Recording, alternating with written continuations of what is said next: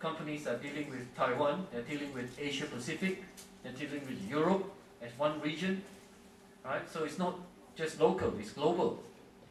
So all that is influenced by, shift towards what you know now, knowledge-based economy, right?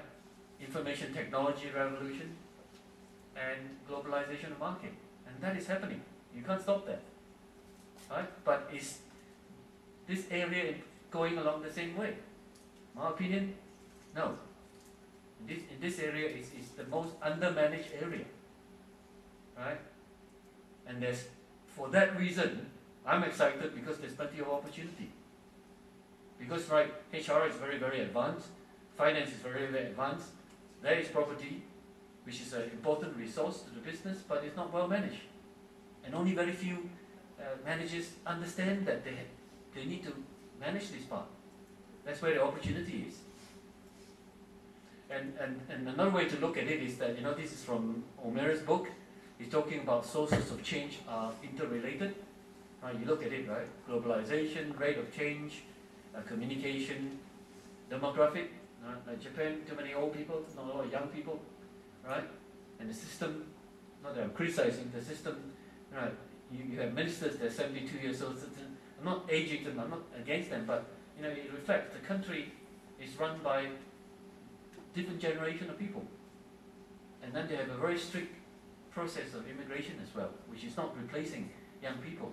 Look at Australia, it's very like second America, because we got all sorts of people from all over the world, right? And that is helping the country to grow, because when you're an immigrant, you're hungry, you want to do better. And that's what popping economy up. Yeah? So that is what the book O'Meara indicated. Now I have some problem with it, right? I said as far as the real estate property there, what they forgot is that how does rate of change impact on the type of facility you need? How does globalization impact on companies when they say they're going to build factories in China? Now maybe China become more expensive to build in Vietnam, right? And Vietnam become more expensive to build in Indonesia. And that's how business goes, because it's global, right? So it does impact on that. And the reason why is that there, as mentioned to you, right? Not many big companies are fully aware that this is an undermanaged resource. I always say a lot of company is three-legged. Finance director, HR director, technology director. Three-legged stools are not very stable, isn't it? The fourth leg is the facility, property, real estate, whatever you want to call it. Right? That is the very stable one. And increasingly, this kind of companies, now, I'm talking about the best practice, most advanced organization. When they make a business decision, yeah, CEO say, I want to expand into India. They will get these four guys to sit together to develop the plan, not individually. Right? It's already happening. Right? In fact, one of the grouping in America of practitioners, they're not academic, right? Called corporate real estate, which is the same thing as property in a sense, right? Corporate real estate executive, they formed CoreNet, which is a group of very senior property people meeting and forming a group. And they did a study to say the next 20 years, what do we have to do to protect our profession? And they're, funny enough, when I did my PhD, I advocated that integrated model, right? And they came up with that model exactly identical. No connection though. Right? So I can see it coming, right?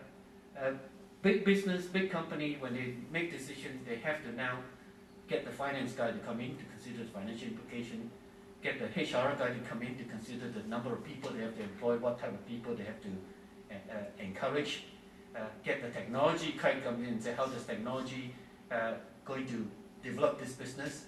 And then the real estate FM guy come in to say, how are we going to support this business in terms of physical assets, right? So that's I think the new way of large companies, that's how they're going to do. Now, this is just to illustrate to you that, change has got two dimensions, right? There's the organization, the company, and there's the technology increasingly.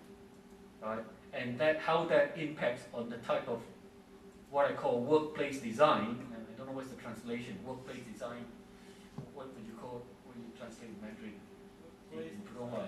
就是一般企业它的办公空间的规划设计，室内设计，然后比如说办公桌椅、后备家具的这些整套的一个设计。So that's how it is changing, and you see how this is happening, right? We are moving from a typewriter age to a computer age, now to a wireless age. Now you consider how that impact on you, how you do things. The last 10 years, for instance, we are considered old generation already, right?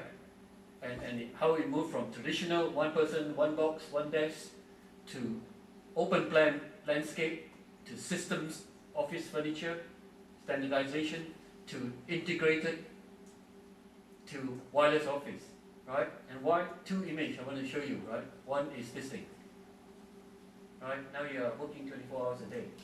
Live, right? You got mobile phone, that's your access. That's typical facility managers, right? I got my students, all working people, right? In the middle of lecture, Danny, sorry, I've got to go, emergency. Right? No 9 to 5 business now. If you're the facility manager, anything that goes wrong in that facility, you've got to cope with it, right? So, if you're the FM, how do you support 24/7 working? Right? What infrastructure do you need? Right? Another one. Right? Work is not just office now. Work can be anywhere. Can be your client's office, can be your hotel, can be airport. And I've done that myself. Yeah? And I've done a consultancy with my friend. We met at Singapore airport to discuss, and he was heading off to Australia. Yeah? So it's already happening. Right? It's your generation type of work. So if you're the facility guy, how are you going to support that? Right? If you can see from here, you're moving from that kind of age. Now, God knows what's going to happen in the future. It's already indicators. I think next few slides show you that. Like, look, in the 60s, typically, the typewriter. I learned to type in my own typewriter, actually. Typical type of image. And then now you got sort of 80s onward. You got sort of this kind of station where you can park your computer and download access data. This one I can tell you the story. This one is in Brisbane, right? I left Brisbane now 11 years already, so it was something like 12 years ago, right? This is a company. Time are we talking about? Have I got time? Oh, now 20 minutes. Okay, very very quickly, right? Give you an example. Now this is a company that is, how do you call it? This electricity distribution company.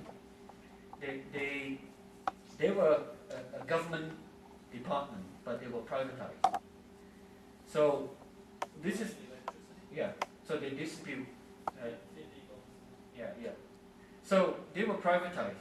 So the new it used to be public sector. That's important, right? So the public sector mentality.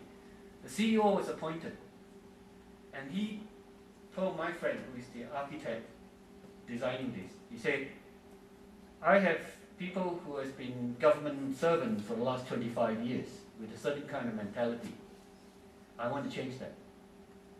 And space, place is the vehicle I'm going to use to change. You remember one of the slide, catalyst of change? And he told my architect friend, I want to move all the offices because they are in the city center, one part here, one part there, one part there, right? No corporate culture. Now you're a private company, right? So my friend did a consultancy, and he took a map of Brisbane, and he's got something like 300, 400 workers. He got their addresses, he put pin on there. He did the study. He need to justify, and he was very detailed, and he even asked his boss. He said, when you say there is going to be no hierarchy, in other words, the boss is not going to have the window view, right? Does that include you? He actually asked the boss. The boss said, yes. There's no offices for him as well. So he designed this uniform standard. He doesn't have, he has to book an office as well, right? There was obviously a lot of resistance. So the change management was managed very well, right? It involved people, involving them, like doing a mock-up of a workstation and passing people over lunchtime to see it, right? This kind of thing. And to cut a long story short, this was very, very successful, right? So much so, the boss had to tell workers, their employees, to go home on Saturdays and Sundays because they brought their family in for lunch as well, right? I brought my student there twice. I mean, it's a good example of how space is used to change culture, right? Now, okay. Now in the 2000, that few examples of Google, right? That's in Zurich. Happened 2-3 years ago. Not future. No, it's already there. Look at that. Are you in the skiing resort? Right? These are offices. I'm sure there are some Yahoo offices in China that is equally like that. Now that is the type of, and then it's about working anywhere. And then the future is really now about remote collaboration through teleconferencing. I don't know what you call it, screens where, as though you're meeting. You can see the guy in North America, 5 of them there, they can see you as well. So what does that save you if you're a company? Travel expenses. Instead of traveling all the way to New York for half an hour meeting and fly back, you can sit in front of the screen, I can see you, I can see your body language. There you are. It's no longer, so it's become reality type screen. So if that's the case, how is it going to change other things? You see how important design is in terms of that. So this is how technology impacts. So just come back to that. So what are the key objectives? First of all, it's really to enhance the work environment as a core product. In other words, if you want to do that, you've got to treat how you design the workplace as an important thing, because it's going to affect not only the cost of operating it, but the people that are going to use it. So by aligning property and facility management to business, that means you've got to design the property in terms of how is it going to be laid out to suit what the company wants to do. So if I want to say I'm Microsoft, right, and it's a creative company, you're a company based on new design. So you want people who are very smart to talk, but people who are very smart tend to work by themselves. So they design a corridor, right, your outside corridor, and put drinking fountain there. So that you go out to get your water, and he go out completely different area, can sit down there and say hello, and then they start talking, new ideas, right? Whiteboard next to the water fountain, right? So they start designing, and that's where tomorrow's new product comes out. Now this is how innovative companies are using facilities and designing it that way. And on the other side, it's about really how you make the building work, outsourcing, right?